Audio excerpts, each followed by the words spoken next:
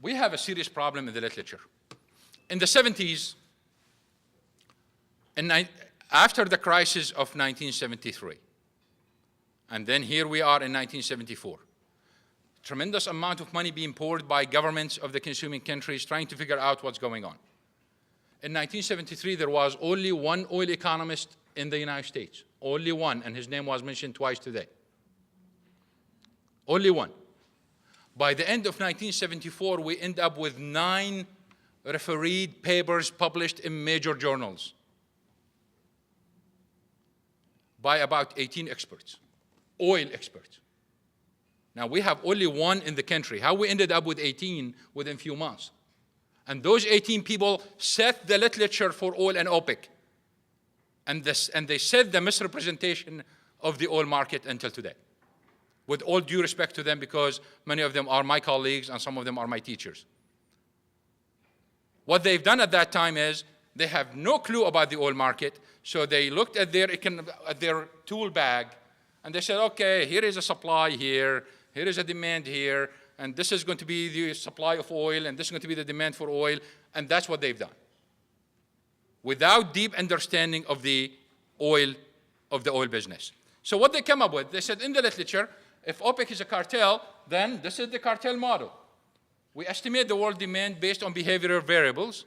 We estimate non-OPEC demand, the competition, the competitive fringe, based on behavioral variables. And then world demand minus the estimated non-OPEC production is the call on OPEC, and that's what OPEC should produce. A genius made this model in 1974, and every single organization in the world today runs this model. Is that a problem? Yes, it is a problem, because we have enough evidence to show that OPEC did not deliver at certain periods, like this model said.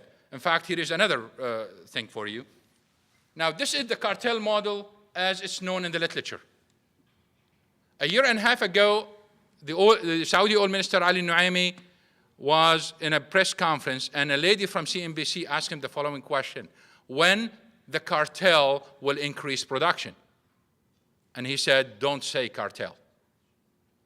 She was asking about production, all of a sudden she is in a different place. And she said, what do you want to say? He said, say the organization. Which means that OPEC itself does not like to be called a cartel. The problem is, OPEC itself uses the same model, the cartel model.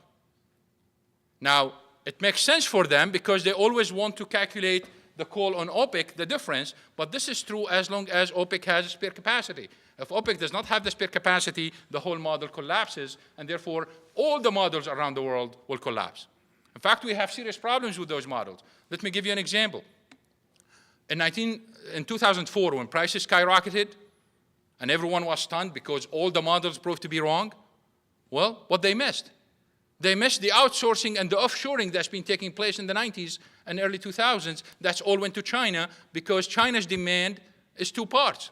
Part coming out of China, and the other part is transfer demand from the United States, Europe, and Japan. And it's not any demand. It was the IT industry moving to China. And it just happened that the IT products are more energy intensive than any other product we ever known. Just imagine the amount of energy that went to your laptop, to produce your laptop. This was not counted in any model. And we have, of course, other models, but this is not the time to mention that. But can OPEC deliver? If you look at the EIA estimates, for example, they estimate the call on OPEC by, I think, 2035 or 2030. The additional increase based on this model from OPEC is 11 million. But here is what they did not say. They did not count for the decline rates. Once you count for the decline rates, all of a sudden we need 25 million barrels out of OPEC by 2035. The question is, can OPEC deliver an additional 25 million barrels by 2035? The role of Iraq. We've done an in-house study on Iraq. There is an article in the packet that summarizes that study, and for those who are interested in the slides, I'll be happy to send them to you. We keep updating them, and we keep getting the same result over and over again. The Iraqi government said that they want to increase production from 2.5 to 17 million to 12 million by 2017, and our estimate that they can reach only 5.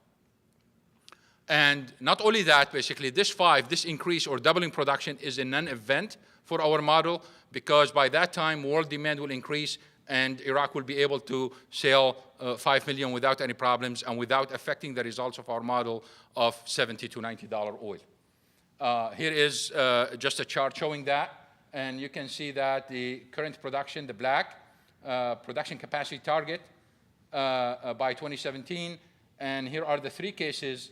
We have the lower case is 3.3, the higher case is 6.3, and this is our base case, 4.9. And now, based on recent evidence, I think we are more between 4.9 and 3.3. All right, and based on that, basically, it's going to be a non-event. I'm not going to go into the details of this one for practical purposes, but what we have on this chart is, based on our model, and I'm showing just part of it here, based on our model, if we have 2 million barrels of spare capacity, given that inventories are around their 5-year average, if we have only 2 million barrels of spare capacity, then prices will be $80. That's the floor of the price. The idea here is this. The 2 million has to be available to the market. The market is not reacting to the 5 million barrels of spare capacity in OPEC. They are reacting only to 3 because Saudis have announced time after time that they will keep 2 only for major emergencies, and they are not going to release them, which means that the available spare capacity in the market is only 3. And that is exactly where we are. We are between 2 and 3 because the Saudis are locking up about 2 million. And you look at the prices here, that's where we were based on fundamentals. I am running out of time. I'm just going to mention a couple of things. I did spend a couple of weeks in the Middle East monitoring the situation. And before the events in Egypt, I went through the Suez Canal to study the flow of LNG in the Suez Canal. And here are some of the results. The events in the Middle East are not about politics, they are not about economics, and they are not about Facebook. The events in the Middle East are about a generational gap. What we have in the Middle East today is clash of generations. And what is the impact of that on oil and gas markets? The impact on it is this, that whatever problems we've seen in the recent 2 months are going to continue with us for several years. The threat to the Suez Canal is going to continue. The threat to oil production, oil production in the area is going to continue because, again, this is a clash of generation. So what is the role of Facebook in this case? We have to remember that the same demonstrations happened in Egypt against the kings of Egypt, against the French when the French occupied Egypt, against the British when the British occupied Egypt, and against the last 4 presidents of Egypt. So it wasn't about Facebook like some people are talking about. It wasn't about the new social media. These things been happening over and over again. In fact, there is a well-known novel written by a well-known novelist, Egyptian novelist. His name is Tawfiq al-Hakim. And the exact translation of the novel, and it's been written 50 years ago, the exact translation is The Return of Soul, Audat al-Ruh in Arabic. The Return of Soul. That's exact. It's the return of soul to those nations. And if you take a couple of pages from that novel that's been written 50 years ago about the revolution of Egyptians against the British, you will think it's been written a month ago. In fact, what's ironic is still have the same names of the streets and the squares.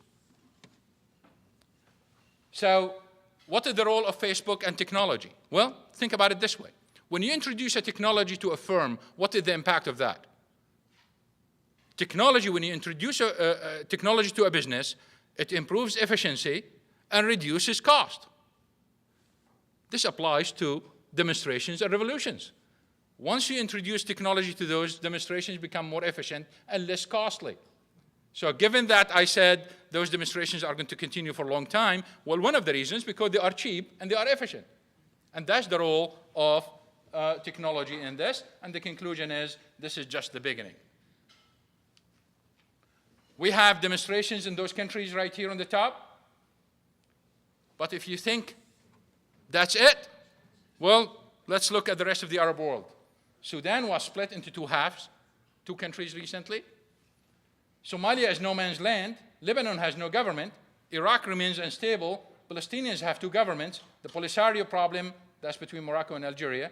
And we have Al-Ahwaz province in Iran, which is they are, by ethnicity, they are Arabs, but they are part of Iran, and there is a revolution going on there. So there are all kinds of problems that are going to stay with us for a long time.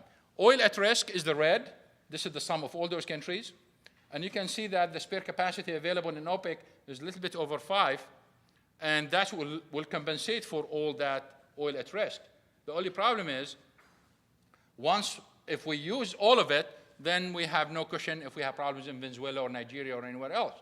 But what is the probability of losing all of this red here, which means that oil from all those countries? The probability is 0.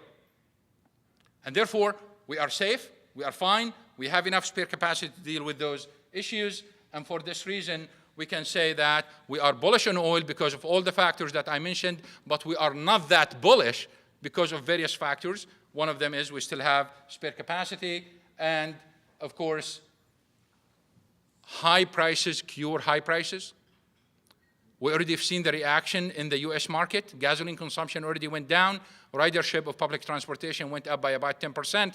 And we've seen reaction throughout the United States to this. And of course, there are some other issues related to that. And the bottom line, we are talking about OPEC here, and OPEC is not a cartel, and Saudi Arabia is the dominant producer. Thank you. One way, when we built our models at NGP, basically, one way we were, by the way, let me say this. Last year, for 2010, our forecast for oil prices were one of the best, if not the best, in the industry. We were off only by a few cents. Only by a few cents, while others were off by $15 or so. And one of the reasons why, because we made modifications to the model based on the criticism that I just provided. But one of the main changes we made is we considered OPEC spare capacity and commercial stocks are one pool, because they can explain prices better than each one individually.